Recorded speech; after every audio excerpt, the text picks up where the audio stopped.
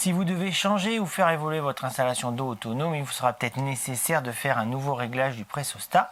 Aujourd'hui, c'est ce que nous allons voir dans cette vidéo. Voilà un pressostat standard. Celui-ci est équipé d'un bouton on et off pour faciliter la mise en service de l'installation, mais il en existe souvent où ce bouton n'est pas présent. À l'intérieur, on retrouve les contacts qui servent à brancher les câbles électriques, le bouton d'interrupteur on-off et 2 vis de réglage. Au centre se trouve la vis principale, c'est elle qui sert à régler la pression maximum dans l'installation, c'est-à-dire le moment auquel la pompe arrêtera de remplir le vase d'expansion. Par exemple 2,5, 3,5 ou 4,5 bars, nous verrons ça un petit peu plus loin.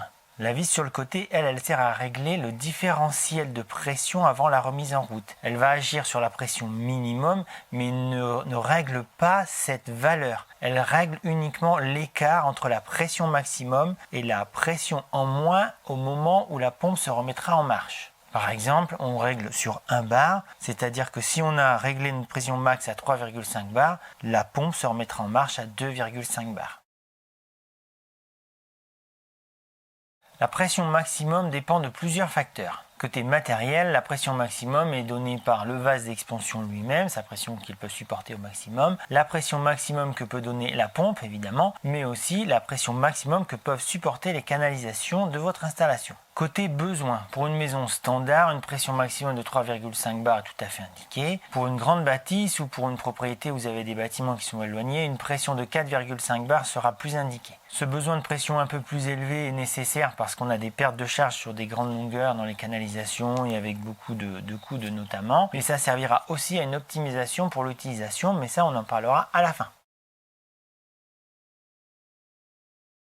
Pour le réglage de la différence de pression, pour les petits vases d'expansion inférieurs à 100 litres, une différence de pression de 1,5 à 2 bars sera à privilégier, pour éviter que la pression ne fasse trop de redémarrage lors des usages longs, soit pour de l'arrosage, soit pour la douche de certaines personnes. Pour les grands vases d'expansion, une différentielle de pression de 1 à 1,5 bars sera préférable. Ça permettra de lisser l'utilisation au point de puisage.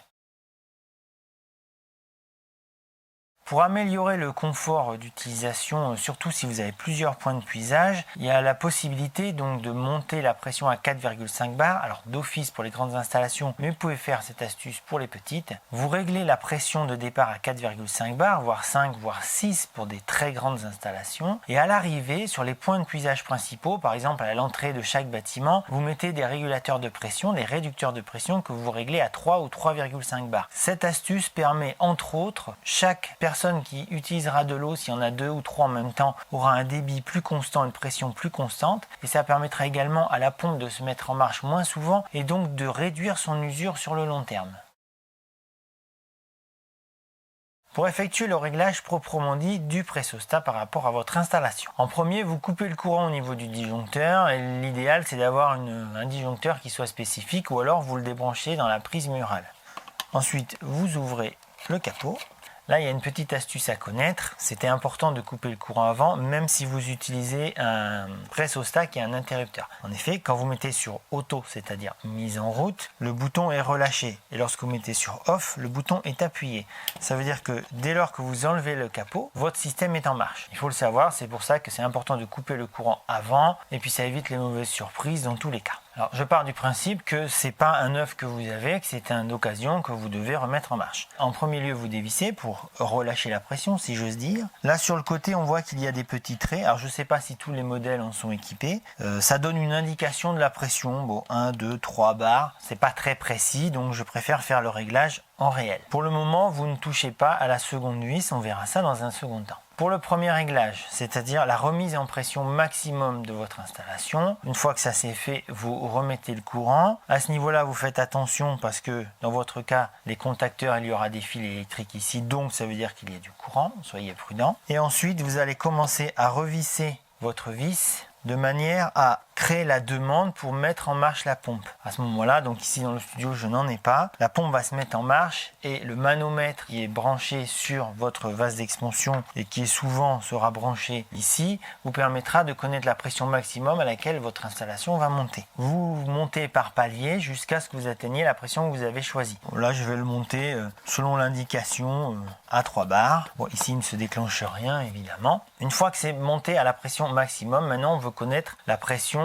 de démarrage de la pompe, c'est-à-dire la pression minimum qu'on accepte dans son installation. L'idée d'avoir un écart le plus faible possible, fonction du vase d'expansion évidemment, c'est de lisser la pression et le débit au robinet. Donc pour ce faire, vous laissez votre système en marche, vous allez ouvrir un robinet et là vous attendez que la pression diminue. Et au moment où la pression diminue, elle va relâcher cet élément-là et mettre en marche la pompe. Une fois que la pression va remonter, ça va arrêter votre pompe. Si la pression minimum de votre installation est trop basse, vous dévissez l'écrou, ça permettra de réduire le différentiel de déclenchement. Et si la pression minimum est trop haute, que votre pompe fait du yo-yo, vous revissez cet écrou de manière à augmenter l'écart de différentiel de pression. Votre pressostat est maintenant réglé, vous n'avez plus qu'à refermer le capot, mettre le système sur automatique et c'est reparti pour quelques années.